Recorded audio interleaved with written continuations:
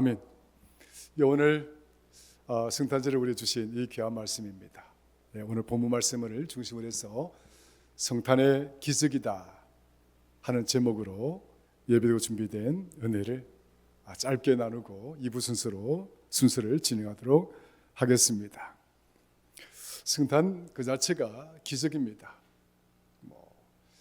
인류 역사에 있어서 이런 엄청난 기적이 어디에 있었겠습니까? 하나님이 스스로 인간의 몸을 입으시고 우리에게 찾아오신 사건, 성육신 사건이지요. 한번 따라할까요? 성육신 사건.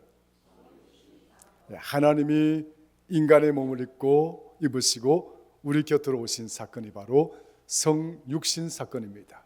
영어로 인카네이션 이벤트라고 그러죠. 인카네이션. 하나님이 인간의 몸을 입고 오신 이 사건 자체가 바로 성탄이 갖는 가장 핵심적이고 중요한 그런 기적의 사건이다 말씀을 드릴 수가 있는 거죠. 관련해서 우리가 준비된 말씀들은 우리 앞에서 말씀을 많이 나누었기 때문에 바로 이 기적 가운데 또 놓여있는 또 다른 기적들을 우리가 한번 살펴보면서 오늘 성탄절을 통해서 귀한 말씀을 통하여 은혜 받고 하나님께 영광을 돌리는 저와 여러분들 되기를 간절히 소망합니다. 아기 예수님께서 하나님께서 인간의 몸을 입으시고 아기 예수님으로 왜 우리 곁으로 오셨나 하는 그 이유와 목적 가운데 이 성탄 안에는 또 놀라운 기적들이 담겨져 있습니다. 그 첫 번째 기적을 우리가 살펴본다면 죄 사함의 기적입니다. 죄 사함의 용서의 기적이다 말씀드릴 수 있습니다. 한번 따라합시다. 죄 사함의 용서의 기적. 할렐루야. 죄 사함의 용서의 기적이다. 인간의 허물과 인간의 죄를 깨끗하게 씻기 위해서 수많은 철학자나 또 수많은 수행자들이 이 인간의 욕망과 탐욕들 또 인간 안에 자리 잡고 있는 온갖 사악한 이 죄들을 어떻게 하면 깨끗하게 할 수 있을까? 어떻게 하면 이 욕망으로부터 벗어나고 내 심령 가운데 자리 잡고 있는 이 죄로부터 벗어나서 정말 깨끗하고 청결한 그런 깨끗한 자가 될 수 있을까? 수많은 철학자나 수행가들이 연구를 하고 방법을 찾아왔지만 구체적이고 실질적인 그 방법들을 찾아내지를 못했습니다. 결국은 우리가 착하게 사는데 도저히 우리가 부족해서 더 이상 거룩한 그런 착한 사람으로 살아갈 수 없으니 우리가 살아오면서 실수하고 또 허물이 많았던 또 그런 죄의 모습으로 얼룩진 그런 삶들을 보상받기 위해서 우리가 좀 착한 일을 하자. 그러면 내가 착한 일을 한 만큼 내가 저질러 놓은 그 모든 지저분한 것들 그것들을 대체할 수 있지 않느냐. 이것들이 결국 인간들이 찾아낸 마지막 해답이다 말씀을 들을 수 있는 거죠. 그래서 좀 더 공로를 세우고 좀 더 자신의 선행을 앞장 세워서 자신의 지난 과거의 과오들을 씻겨내고 그것을 좀 더 대체시켜 보려고 하는 몸부림 여전히 지금도 많은 사람들이 치고 있습니다만 그러나 결국 인간은 의로운 자가 아니라 인간은 태생적으로 인간 속에 있는 죄로 말미암아 죄를 지을 수밖에 없는 그런 존재인 것입니다. 끊임없는 자신의 탐욕과 욕망에 붙들려 있고 그것으로부터 자유롭게 살아갈 수 있는 인간은 아무도 없습니다. 하나님은 우리 인간의 이런 연약함을 너무나 잘 아시고 또 이런 부족함을 너무나 잘 아시기 때문에 결국 우리가 이 모든 죄의 문제를 해결할 수 있는 유일한 방법은 오직 하나님의 은혜로 씻기움을 받아야 되는 것이다 라고 하는 것입니다. 따라합시다. 우리의 죄는 하나님의 은혜로 씻기움을 받아야 된다. 할렐루야. 하나님은 이 길을 우리에게 열어주신 거예요. 너희들 스스로 아무리 노력하고 애를 쓰고 공로를 업적을 쌓는다 하더라도 그것으로는 도저히 우리의 모든 죄된 모습을 정결하게 씻어낼 수가 없다. 이것은 오직 하나님의 은혜의 손길로 씻겨줄 수 있는 것이기 때문에 하나님께서 스스로 인간이 되시고, 그리고 우리가 과거에 저질러 놓았던 모든 과오와 죄를 위하여서 하나님 스스로가 인간이 되심과 동시에 바로 그 하나님이 우리의 속죄제물이 되어 주신 것입니다.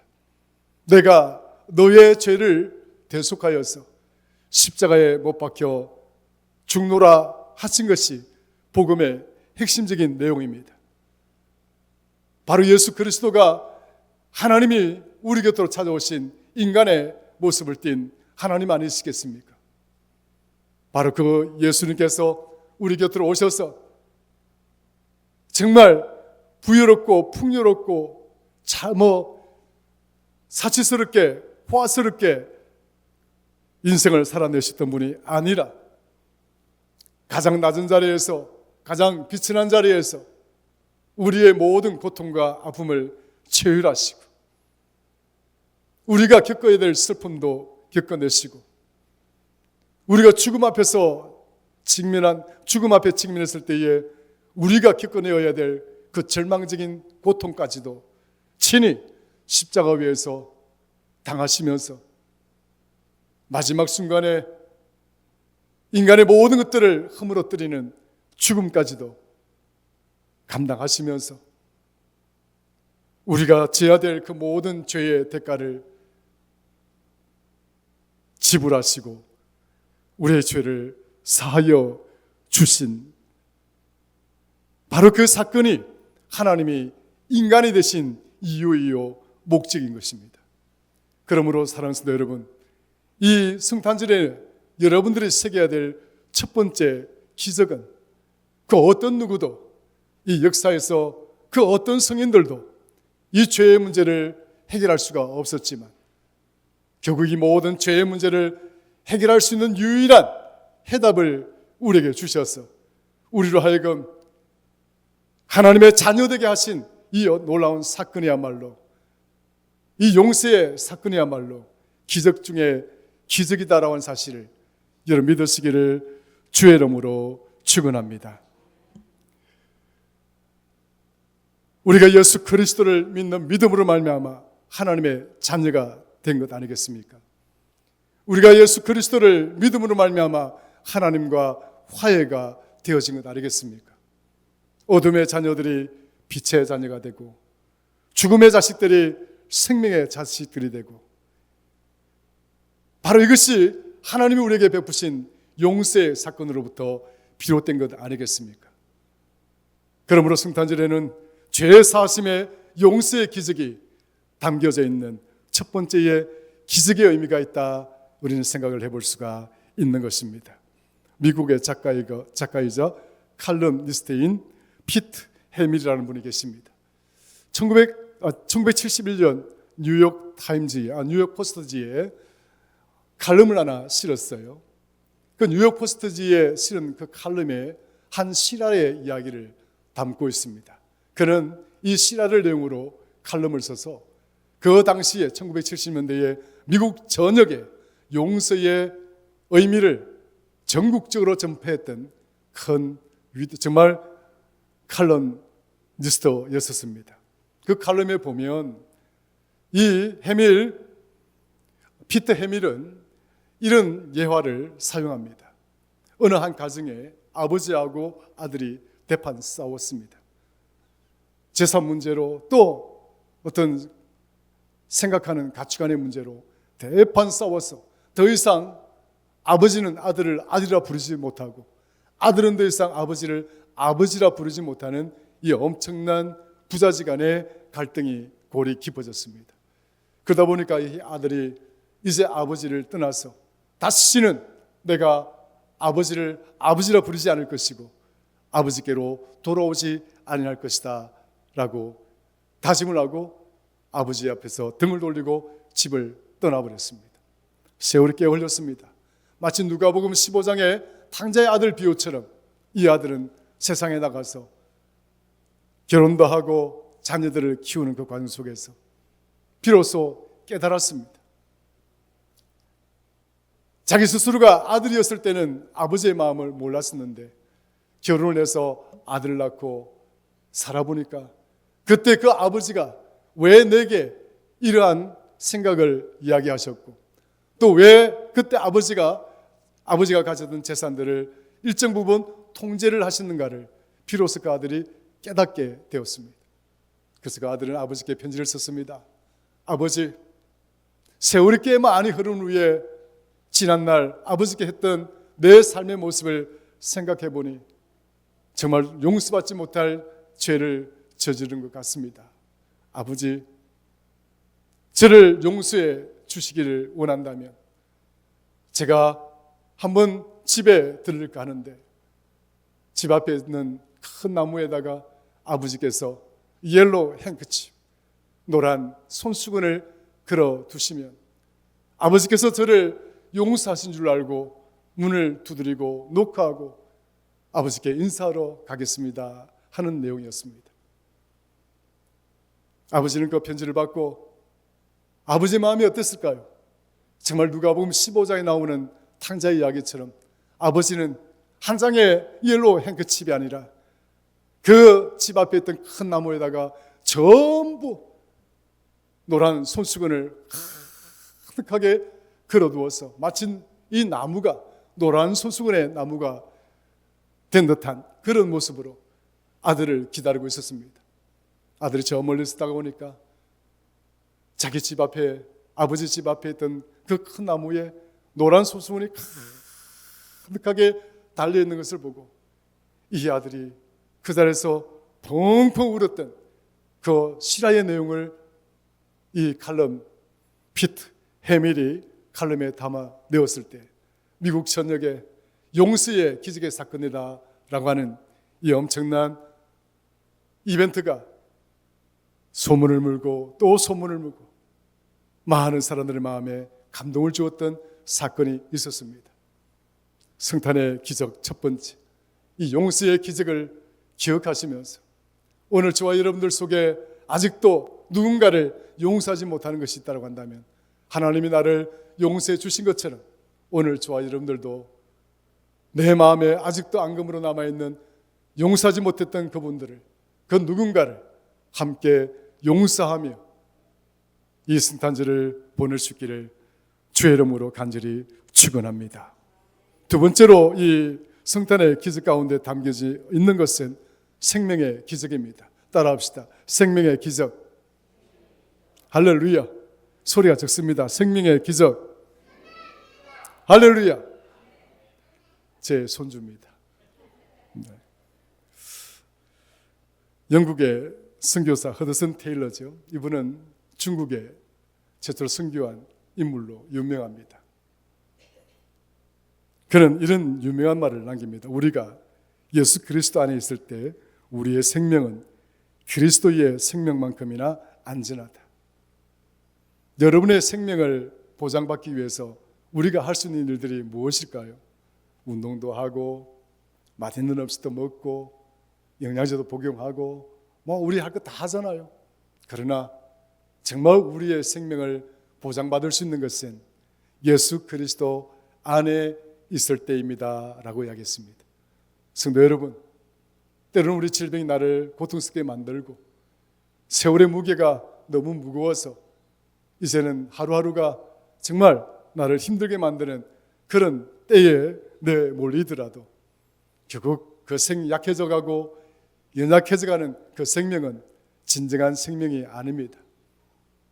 예수 그리스도께서 우리 곁으로 오셨다라는 이 사건은 이제 이 육신의 연약함을 극복하고 이 육신의 연약함을 이겨내어서 한정되고 제한된 그 생명 가운데 갇혀 있는 존재가 아니라 다시는 죽음이 우리를 짓누르지 못하고 다시는 어둠이 우리를 억압하지 못하는 영원한 생명의 세계로 우리로 하여금 들어가도록 이 성탄의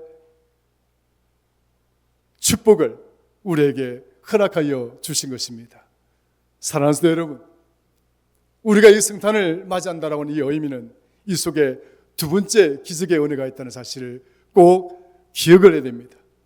예수 그리스도를 믿는다라고 하는 것은 이제 영원한 생명을 향해서 나아가는 자가 되었다는 것을 말하는 것입니다. 예수 그리스도 안에 있다라고 하는 것은 이제 우리가 죽음 이후의 삶만을 의미하는 것이 아닙니다. 시간이 흐름에 따라서 조금씩 우리를 조여오는 육신의 죽음, 이 그림자들, 이 육신의 죽음의 무게들, 그것들을 이겨내도록 우리에게 영원한 생명의 희망을 주셨을 뿐만 아니라 이제 이 죽음 너머의 삶의 자리까지 우리로 하여금 넘어가도록 이 성탄을 통해서 그 큰 축복을, 생명의 축복을, 그 기적을 우리에게 주시기 위하여 이 성탄의 은혜가 우리에게 주어진 것입니다. 믿으시면 아멘 하시죠? 아멘 하시죠? 할렐루야. 이 성탄절에는 바로 이 영원한 생명의 기적이 담겨져 있음을 꼭 기억하시고 이 땅에 살아가면서 우리를 짓누르는 모든 생명의 위협자들을 우리가 감당하고 이겨내고 그래서 영원한 생명을 소망하며 살아가는 복된 성도들 되시기를 주의 이름으로 축원합니다. 마지막으로 생각해 볼 수 있는 것은 임마누엘의 참된 기쁨의 기적입니다. 한번 따라합시다. 임마누엘의 참된 기쁨의 기적. 할렐루야. 슈바이츠 박사가 아프리카에서 참으로 그 아프리카에 살아가는 원주민들에게 복음을 전하기 위해서 남아있는 여생을 그곳에서 보내지 않았습니까? 그런데 이 슈바이츠 박사가 어느 날 기자에게 이런 질문을 받습니다. 박사님, 당신은 왜 이 고통스럽고 고생스러운 삶들을 이곳에서 그렇게 힘들게 보내고 계십니까? 기자가 이런 질문을 하니까 슈바이츠 박사는 이런 말을 합니다. 저는 고생하는 것이 아니라 매일 하나님이 주시는 기쁨 속에 살고 있습니다. 주님이 제 곁에 계시기 때문입니다. 아프리카의 삶이 아무리 척박하고 힘들다 하더라도 주변의 사람들이 바라보기에는 정말 힘들겠구나. 굳이 저렇게 안 살아도 정말 행복하게 살 수 있는 사람이 저렇게 정말 힘들게 살지 않아도 편하게 살 수 있는 저분이 왜 이곳에서 저렇게 힘들게 고통스럽게 아프게 살아가고 있을까? 사람들의 시선은 그렇게 생각할 수가 있을지 모르겠으나 슈바이츠 박사는 아닙니다. 나는 내가 이곳에 사는 삶 자체가 기쁩니다. 왜냐? 주님이 나와 함께 계시기 때문입니다. 성도 여러분, 하나님이 주시는 기쁨이란 세상이 주는 기쁨과는 완전히 다른 것입니다. 세상 사람들은 저런 곳에서 기쁨이 있을까 생각할지 모르겠으나 우리는 세상 사람들이 생각하는 저런 곳이라더라도 우리는 기뻐할 수가 있고 세상 사람들이 멸시하는 저곳이라더라도 우리는 그곳에서 기뻐할 수 있는 것들이 기뻐할 수 있는 삶을 살아낼 수 있는 자들이 바로 저와 여러분들인 줄로 믿습니다. 여러분 믿으십니까? 네, 아멘 정도요. 믿으십니까? 할렐루야. 오늘 본문 말씀이 보니까 이런 말씀 나옵니다.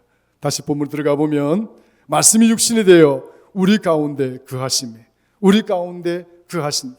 하나님이 우리 가운데 계신다. 주님이 나와 함께 계신다. 예수께서 우리 곁으로 오시는데 성경에서 뭐라고 이야기하십니까? 주님의 이름이 임마누엘. 따라합시다. 임마누엘. 임마누엘. God is with you. 하나님이 우리와 함께 계신다. 하나님이 함께 계신다. 임마누엘의 기적입니다. 세상이 알지 못하는 기쁨을 가지고 우리에게 찾아오신 주님이 바로 오늘 저와 여러분들 가운데 계시는 것입니다. 저는 이제 말씀을 마치죠. 이 성탄절날 이 성탄 자체가 기적 가운데 기적이지만 이 성탄절 속에 성탄 속에 담겨져 있는 세 가지의 기적을 이번 2025년도 성탄절에 꼭 기억하시길 바랍니다. 첫 번째는 죄 사하심의 용서의 기적이 담겨져 있습니다. 두 번째는 영원한 생명으로 옮겨가게 되는 영원한 생명의 기적이 이 성탄절에 담겨져 있습니다. 세 번째는 세상 사람들이 알지 못하는 참된 기쁨이 임마누엘 되신 예수 그리스도와 함께 우리 가운데 역사하는 기적이 있습니다. 여러분들에게 이런 용서의 기적이 있고 생명의 기적이 있고 기쁨의 기적이 충만하기를 주의 이름으로 축원합니다. 기도하겠습니다. 하나님 아버지 고맙고 감사합니다. 성탄절 예배되고 준비된 말씀을 우리에게 주셨사오니 성탄절 속에 담겨져 있었던 이 세 가지의 놀라운 기적들이 또한 우리와 함께 하셔서 이제 다가오는 2026년도에는 넉넉하게 세상을 이기고 살아가는 복된 성도들이 되게 하여 주옵소서. 감사합니다. 예수님의 이름으로 기도드리옵나이다. 아멘.